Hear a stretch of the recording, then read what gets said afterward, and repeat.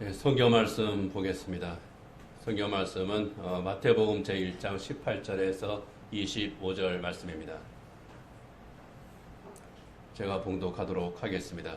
하나님께서 주신 말씀입니다. 예수 그리스도의 나심은 이러하니라. 그의 어머니 마리아가 요셉과 약혼하고 동거하기 전에 성령으로 잉태된 것이 나타났더니 그의 남편 요셉은 의로운 사람이라 그를 드러내지 아니하고 가만히 끊고자 하여 이 일을 생각할 때에 주의 사자가 현몽하여 이르되 다윗의 자손 요셉아 내 아내 마리아 데려오기를 무서워하지 말라. 그에게 잉태된 자는 성령으로 된 것이라. 아들을 낳으리니 이름을 예수라 하라. 이는 그가 자기 백성을 그들의 죄에서 구원할 자이심이라 하니라. 이 모든 일이 된 것은 주께서 선지자로 하신 말씀을 이루려 하심이니 이르시되 보라 처녀가 잉태하여 아들을 낳을 것이요 그의 이름은 임마누엘이라 하리라 하였으니 이를 번역한즉 하나님이 우리와 함께 계시다 함이라. 요셉이 잠에서 깨어 일어나 주의 사자의 분부대로 행하여 그의 아내를 데려왔으나 아들을 낳기까지 동침하지 아니하더니 나음에 이름을 예수라 하니라. 아멘. 코로나19 바이러스와 함께 지낸 것이 벌써 2년이 다 되어 가죠. 작년에 이어서 올해도 크리스마스 조용히 지나가게 될 것 같습니다. 이번 달에 단계적 일상 회복으로 들어갔지만 지난 주 중에만 해도 벌써 확진자가 매일 4,000명이 넘어가고 있습니다. 위중증 환자 수도 계속 새로운 기록을 세우고 있죠. 방역 당국은 비상이고 또 이제 사람들은 경각심을 많이 잃어버린 것 같기도 하고 참 걱정이 많습니다. 또 어제 뉴스에서는 아까 우리 장로님이 기도했지만은 코로나19 바이러스의 새로운 변종이 나타났다. 그동안의 변종들은 꽤 많이 나왔던 것 같아요. 근데 유명한 것들만 하면 알파, 베타, 감마, 델타 이제 그랬고 델타가 제일 센 놈이었고 이번에 이제 새로 나온 오미크론 전부 이제 헬라 알파벳에서 나온 것들인데 기존의 백신이 듣지 않는 아주 힘센 놈일 수 있다. 그래서 WHO도 긴장하고 있고 또 우리나라 방역 당국도 긴장하고 있다고 하는 그런 뉴스 어제 다 보셨을 겁니다. 이 재난이 도대체 언제 끝날 건지 정말 내년에는 코로나19 바이러스가 퇴치될 수 있을 것인지 모든 것이 참 안개 속에 있는 그러한 때이긴 합니다. 그러나 그럼에도 불구하고 이 코로나19 바이러스는 물러갈 겁니다. 그때까지 우리 모두 또 잘 견뎌내고 그리스도인들이라면은 더욱더 다른 사람들보다 우리가 더욱더 철저하게 여러 가지 방역과 관련된 사항들을 우리가 지켜나가야 될 줄 압니다. 크리스마스가 가까워 오는데 올해도 참 조용히 지날 수밖에 없고 내년에는 크리스마스 행사 우리가 즐거운 축하의 날로 만들 수 있기를 소망합니다. 어쨌든 시간은 가고 크리스마스는 옵니다. 4주 남았습니다. 우리가 4주 앞에 남은 크리스마스를 보면서 이 크리스마스를 우리가 어떻게 맞이하는지 정말 예수님께서 사람의 몸을 입고 이 세상에 오셨는데 그것에 대해서 우리가 다시 한번 생각을 하고 우리 믿음의 자리를 점검해보는 또 주님과 우리의 관계를 또 새롭게 해보는 그런 시간 가지기를 원합니다. 예수님께서 이 세상에 오실 때에 이 세상에 사람의 몸으로 태어나셨을 때에 일어난 일들을 묘사한 성경은 마태복음과 누가복음입니다. 누가복음에 보면은 천사가 마리아에게 나타나서 마리아가 잉태할 것을 마리아 임신과 출산에 대해서 예고를 하는 그런 장면이 나옵니다. 누가복음 1장 30절에 31절에 보면은 마리아에게 나타난 천사가 이렇게 말하죠. 마리아여 무서워하지 말라. 내가 하나님께 은혜를 입었느니라. 보라 내가 잉태하여 아들을 낳으리니 그 이름을 예수라 하라. 천사가 마리아에게 나타나서 말할 때 무서워하지 마라. 내가 하나님께 은혜를 입었다. 이 말을 들을 때까지는 이게 무슨 일인가 그렇게 생각을 하지만 다른 생각은 없었을 것 같아요. 신기한 일이다. 그랬을 겁니다. 그런데 이어서 하는 말이 좀 황당합니다. 내가 잉태하여 아들을 낳을 것이다. 마리아는 처녀입니다. 약혼은 했지만 아직 결혼하지 않았습니다. 유대인의 관습에는 결혼을 하면 한 1년 정도, 약혼을 하고 나서 한 1년 정도 지난 후에 결혼을 합니다. 우리나라도 옛날에 그랬죠. 그렇기 때문에 아직까지 마리아는 요셉과 결혼하기로 약속만 한 상태이지 실제로 함께 살고 있지는 않았습니다. 그래서 마리아가 대답하죠. 나는 아직 남자를 알지 못하는데 어떻게 임신할 수가 있겠습니까? 지극히 상식적인 그런 반응입니다. 처녀한테 너가 잉태할 거다. 그렇게 이야기를 하면은 참 어떤 면에서 보면은 굉장히 모욕적인 그런 말이기도 합니다. 황당하기도 하고 모욕적인 그런 말입니다. 도대체 무슨 소리 하는 겁니까? 아무리 천사라고 해도 이런 말은 너무 심하지 않습니까? 뭐 그런 반응이었겠죠. 그런 마리아에게 천사가 다시 말합니다. 35절에 보면은 누가복음 1장 35절에 보면은 성령이 내게 임하시고 지극히 높으신 이의 능력이 너를 덮으시리니 이러므로 나실 바 거룩한 이는 하나님의 아들이라 일컬어지리라. 사람과의 관계가 아니라 성령의 능력으로 너가 잉태할 것이고 그리고 너에게서 태어날 그 아기는 거룩한 하나님의 아들이다. 그렇게 말하는 겁니다. 처녀인 자기가 임신한다는 것도 말도 안 되는 일인데 그 아들이 하나님의 아들이라고 말합니다. 실제로 일어난다면 참 불가사한 일이지만은 이 상식적이진 말 앞에 이 마리아가 순종합니다. 하나님께서 하시는 일이다. 그 말 앞에 마리아가 순종을 합니다. 누가복음 1장 30절에 38절에 보면은 대저 하나님의 모든 말씀은 능하지 못하심이 없느니라. 천사가 그렇게 말했을 때에 주의 여종이오니 말씀대로 내게 이루어지이다. 주의 여종이오니 말씀대로 내게 이루어지이다. 나는 이해할 수 없는 일이지만은 하나님께서 하시는 일 제가 순종하겠습니다. 쉬운 건 아닙니다. 놀라운 믿음이죠. 천사의 말대로 마리아가 임신을 했습니다. 하나님께서 행하시는 일이었고 그것을 믿음으로 순종했습니다. 그렇지만은 현실적으로 볼 때에 어떻습니까?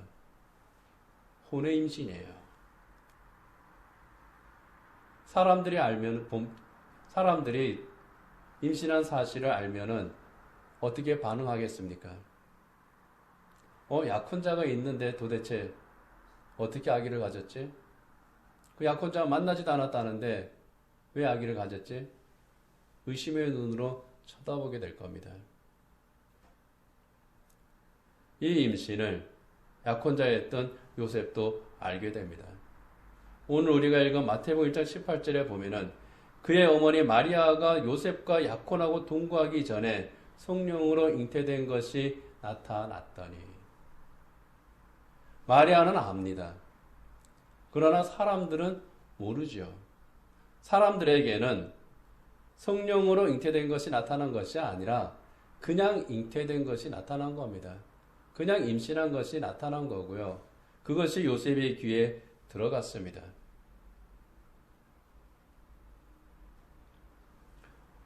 얼마나 많은 사람이 알게 됐는지 그것은 우리가 알 수 없죠. 그러나 분명한 것은 요셉이 알게 됐다는 겁니다. 마리아의 혼의 임신을 요셉이 알았습니다.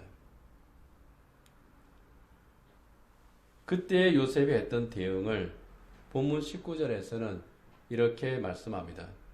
그의 남편 요셉은 의로운 사람이라 그를 드러내지 아니하고 가만히 끊고자 하여. 드러내지 않고 가만히 끊고자 했다 하는 것은요. 이 약혼녀의 혼의 임신 공개하지 않겠다는 겁니다. 우리가 조용히 이혼 증서를 줘서 파혼하려고 했다는 겁니다.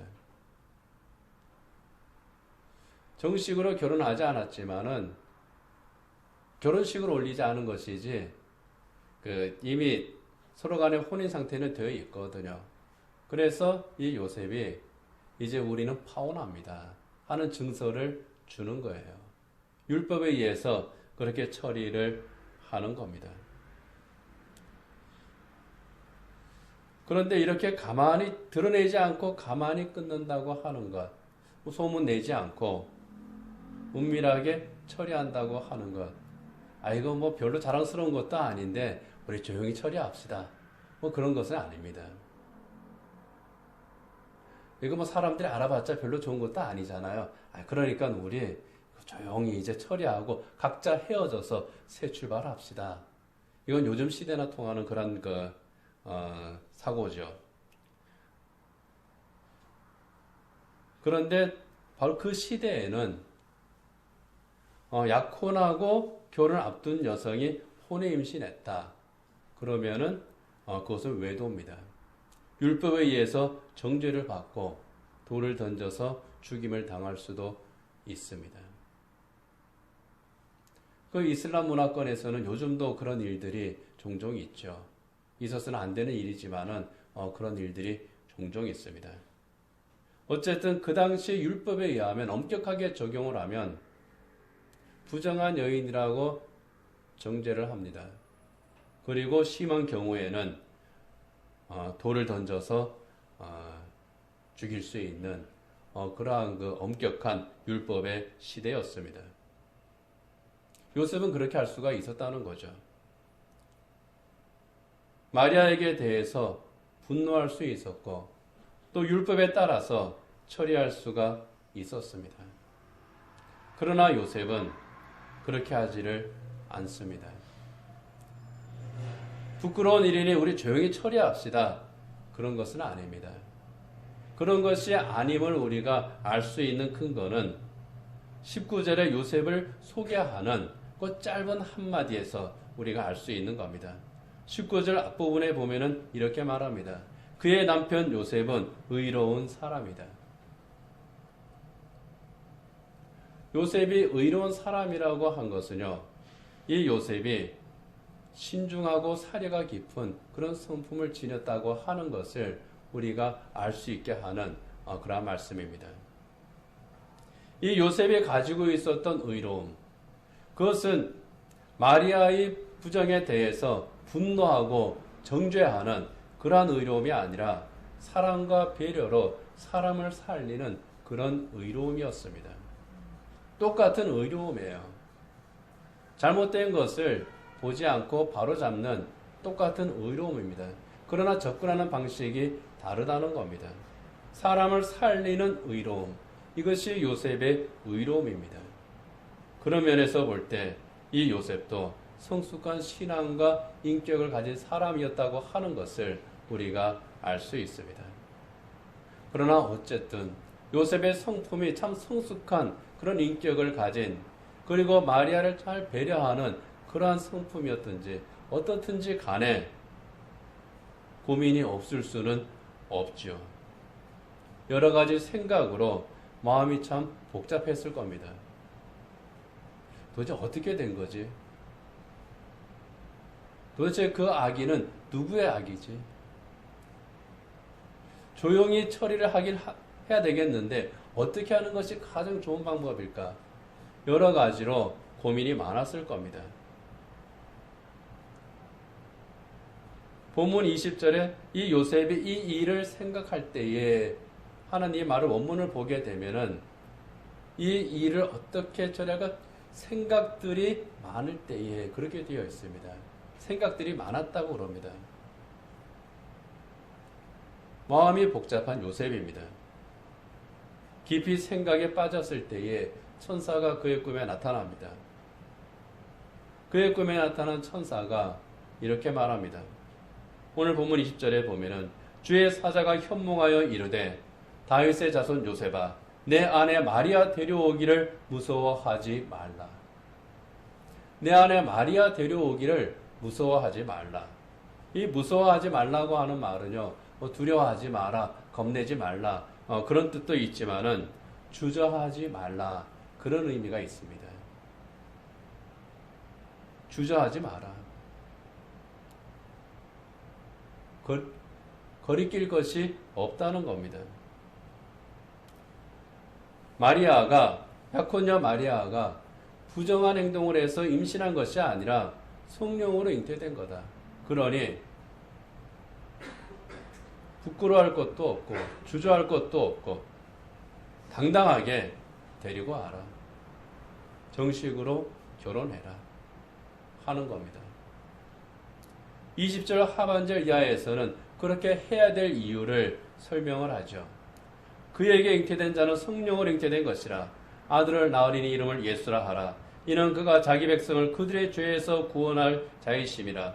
이 모든 일이 된 것은 주께서 선지자로 하신 말씀을 이루려 하심이니 이르시되 보라 처녀가 잉태하여 아들을 낳을 것이요 그의 이름은 임마누엘이라 하리라 하셨으니 이를 번역한즉 하나님이 우리 함께 계시다 함이라.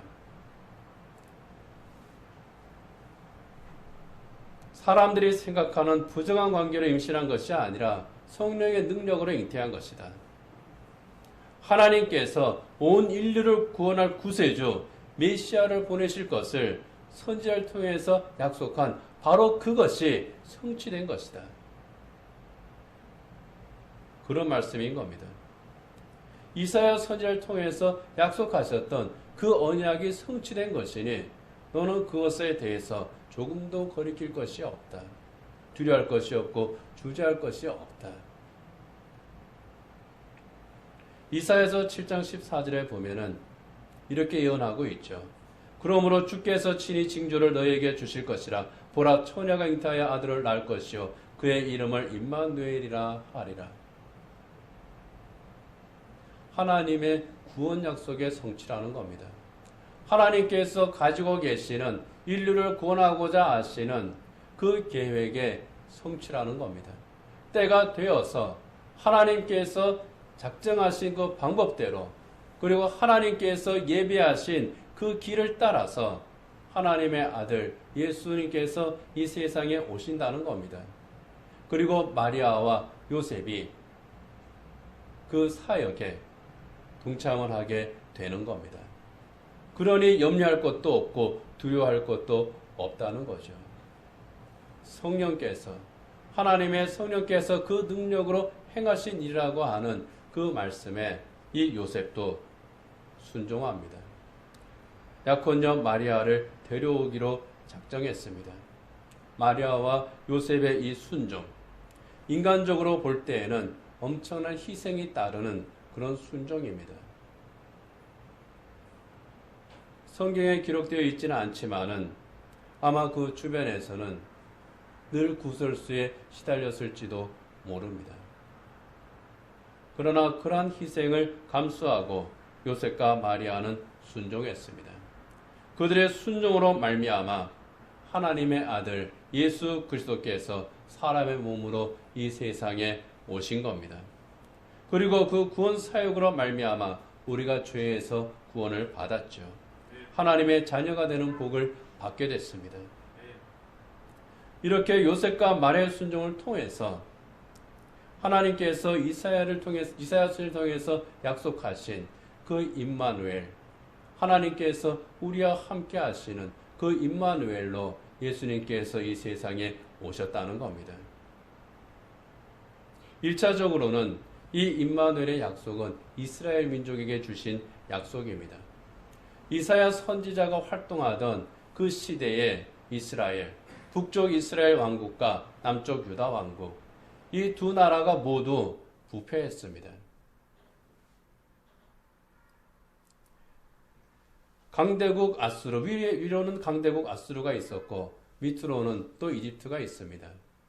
그 사이에서 그냥 줄타기 외교를 하고 있던 것이 그 나라들의 형편이었습니다. 세속적이었습니다. 권력은 부패했고 신앙은 땅에 떨어졌습니다. 영적으로, 도덕적으로 타락했던 이스라엘 민족이었습니다. 하나님께서는 그들에게 그들의 죄악을 지적을 하면서 그리고 그들이 그 죄악의 결과로 멸망해 될 것을 예언하시면서 동시에 그럼에도 불구하고 그들을 버리지 않겠다고 또 언약을 하셨습니다. 아수르로부터 그들을 구원하시겠다는 겁니다. 그것이 이사야서 8장 10절 말씀입니다. 너희는 함께 계획하라. 그러나 끝내 이루지 못하리라. 말을 해보아라. 끝내 시행되지 못하리라. 이는 하나님이 우리와 함께 계심이라. 하나님이 우리와 함께 계심이라. 임마누엘이죠. 여기에 너희는 아수르입니다. 이스라엘을 멸망시키는 계획을 너희가 한번 세워봐라. 그러나 그거 이룰 수 없다. 너희가 말을 해봐라. 시행하려고 아무리 해도 실패할 것이다. 왜? 하나님이 이스라엘과 함께 계시기 때문이라는 겁니다. 임마누엘, 하나님이 그들과 함께 계시듯이 그 하나님께서 하나님의 새로운 백성과 함께 계신다는 겁니다. 아브라함과 함께 하셨고 이삭과 야곱에게 함께 하셨고 요셉에게 함께 하셨고 다윗과 함께 하셨고 또 엘리야와 함께 하셨고 다니엘과 함께 하셨고 느헤미야와 함께 하셨던 그 하나님께서 친히 그 백성과 함께 하시고 그들과 싸우셨습니다. 비록 범죄하고 하나님을 떠난 이스라엘이지만 하나님께서 그들과 함께 하시고 그들을 버리지 않으시고 구원하시는 겁니다. 그것처럼 임마누엘로 오신 예수님께서 그 택하신 하나님의 새로운 백성들을, 그 하나님의 사람들을 구원하시기 위해서 죄와 사망의 권세와 싸우신다는 겁니다. 그러기 위해서 세상에 오시는 거예요. 거기에 임마누엘의 의미가 있는 겁니다. 임마누엘로 오신 예수님께서 십자가 위에서 그 영광의 사역을 다 마치셨습니다. 우리 죄를 대속하는 그 직무를 감당하셨습니다. 그리고 부활 승천하실 때 우리 예수님께서 제자들을 불러서 약속하셨죠. 그 약속 또한 임마누엘의 약속입니다. 마태복음 28장 20절 하반절에 보면은 예수님께서 제자들에게 말씀하십니다. 볼지어다 내가 세상 끝날까지 너희와 항상 함께 있으리라. 내가 너희와 함께 있으리라. 내가 너희와 항상 함께 있으리라. 언제나 어디에서나 나는 너희를 떠나지 않겠다. 이게 우리 주님께서 승천하시면서 제자들에게 주신 약속입니다.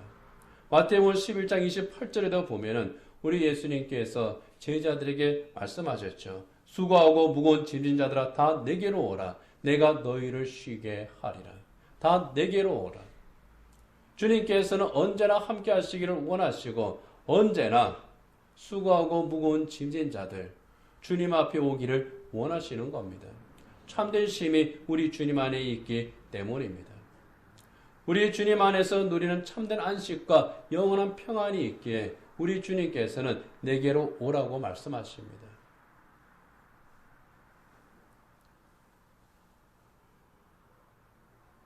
이 세상에 오시고 고난의 길을 가시고 죽음의 십자가를 지신 예수님, 그리고 지금 우리와 함께 계시는 주님, 내가 여기 있어.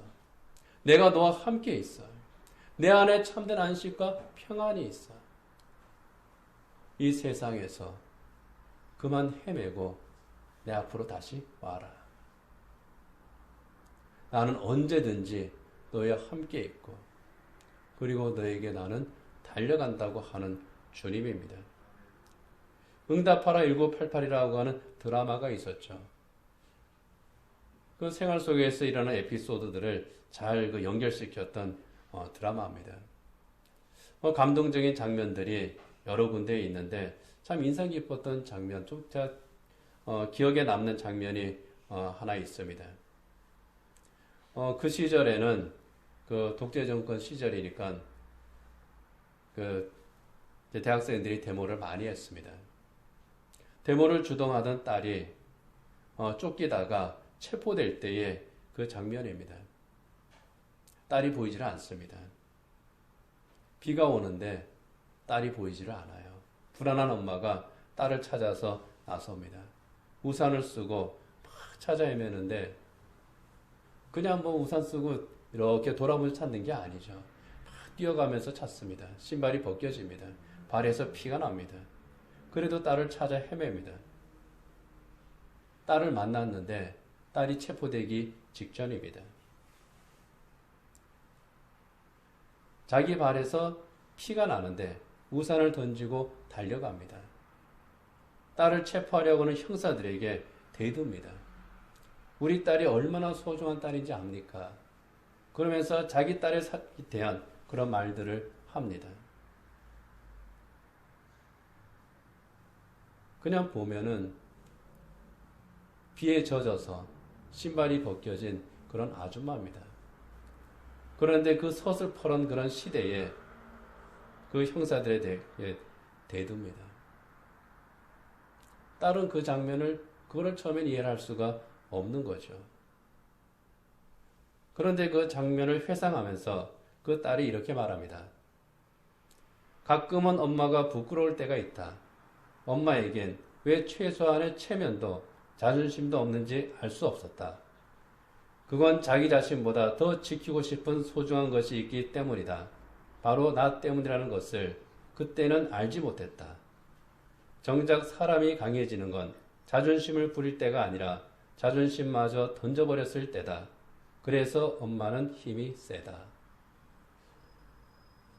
그 장면을 이제 볼 때 십자가의 주님이 그때 떠올랐던 것을 기억합니다. 예수님께서 하늘 영광을 버리고 이 세상에 오신 것은, 그리고 십자가를 지신 것은 하나님으로서의 모든 자존심을 버린 것이기 때문이구나. 우리를 사랑하시기 때문에 그 모든 자존심들 다 내려놓으시고 고난과 수치의 십자가를 개의치 않고 참으신 거구나. 참 언제나 문제투성임에도 불구하고 나를 사랑하심으로 우리 주님께서 지신 그 십자가의 사랑으로 내가 하나님의 자녀가 됐구나. 그 하나님은, 그 주님은 언제나 변함없이 사랑하고 계시는구나. 그랬던 그 기억이 지금도 생생합니다. 드라마에서는 이렇게 마무리를 지었습니다. 지금 엄마를 기쁘게 하고 싶다면 나 지금 엄마가 필요해요. 그 한마디면 충분하다. 우리 기독교와 관계없는 그런 드라마이지만은 참 거기에 있는 그 메시지는 기독교인으로서 이렇게 이제 새길 수 있는 그런 귀한 장면이었던 것 같습니다. 크리스마스를 맞으면서 특별히 임마누엘의 주님을 우리가 생각했으면 합니다. 예수님께서 오신 날을 우리가 기념하는 날이구나. 그날은 서로 선물도 주고받고 또 이제 즐겁게 덕담하고 그런 날이구나. 우리가 그렇게 지낼 수도 있죠. 우리가 그렇게 지내지만은 한 가지 우리가 생각해야 될 것은 그날에 오신 예수 그리스도시라는 겁니다. 그날에 예수님께서 임마누엘로 오셨다고 하는 겁니다. 임마누엘로 오신 주님, 하나님께서 우리와 함께 계시기 위해서 오신 그 주님, 그 주님이 언제나 내 곁에 계시다고 하는 그 사실을 우리가 생각해야 될 줄 압니다. 내가 보지 않는다고 해서, 내 눈에 보이지 않는다고 해서 계시지 않는 것이 아닙니다.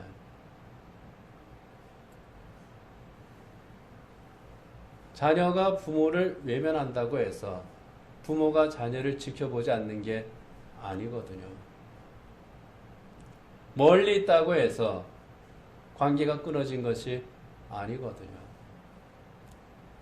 언제나 함께 계시고 지켜보시는 하나님, 그 주님께서는 딱 하나만 원하시는 겁니다. 고개를 들어서 나에게 향해라. 내가 여기 있지 않느냐. 멀리 갔다가 돌아오는 것 같지만 내가 하나님은 언제나 한 곳에만 계시고 그냥 내가 멀리 갔다가 돌아오는 것 같지만 그게 아닌 거예요. 내가 멀리 간 그곳에 우리 주님이 함께 계시더라는 겁니다. 수월에 내 자리를 펼지라도 거기에 하나님이 함께 계시나이다. 이 고백인 겁니다.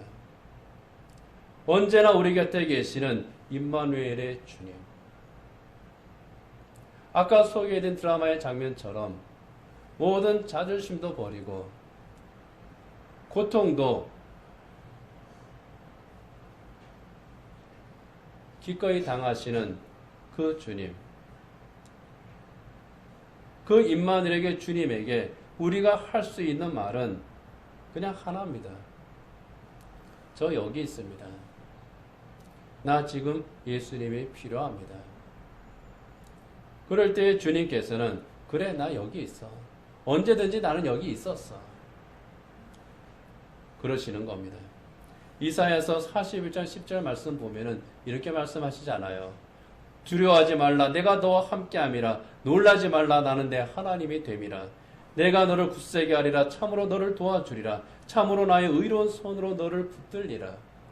여기에서 가장 그 놀라운 말씀이 뭐냐 하면은요 놀라지 말라고 하는 그 말씀이에요. 놀라지 말라고 하는 건 뭡니까? 하나님 거기 계셨어요? 이런 거잖아요. 근데 하나님 거기 계셨어요 하는 거는 그가 하는 말이지 하나님은 뭐라 그러시는 겁니까? 나 여기 있었어. 언제나 나는 여기에 있었어 하시는 겁니다. 그러나 그럼에도 불구하고 의로운 손으로 나를 붙들어 주시는 그 하나님. 그 하나님 앞에 주님. 임마누엘의 주님. 저 주님이 필요합니다. 그거죠. 곧 성탄절입니다. 우리를 너무나 사랑하시기 때문에 모든 체면과 자존심을 다 버리신 우리 주님. 그리고 그 사랑으로 자기 아들을 이 세상에 보내신 하나님. 그리고 순종함으로 기꺼이 그 구원의 통로가 되어준 그 마리아 요셉. 우리가 이것을 기억해야 될 줄 압니다. 임마누엘의 주님. 나를 구원하기 위해서 이 세상에 오신 그 주님의 사랑. 십자가 위에서 피 흘려 죽으심으로 하나님의 자녀로 삼아주신 그 은혜. 우리가 그것을 생각해야 되겠습니다. 언제나 함께 하시는 임마누엘의 예수님이십니다. 그 주님께서 우리를 굳게 붙들어 주시는 오른손. 그 손을 항상 우리 향해서 내밀고 계십니다. 그 손을 잡고 하나님의 자녀로서 복되게 살아가는 저 여러분 되기를 원합니다. 기도하겠습니다.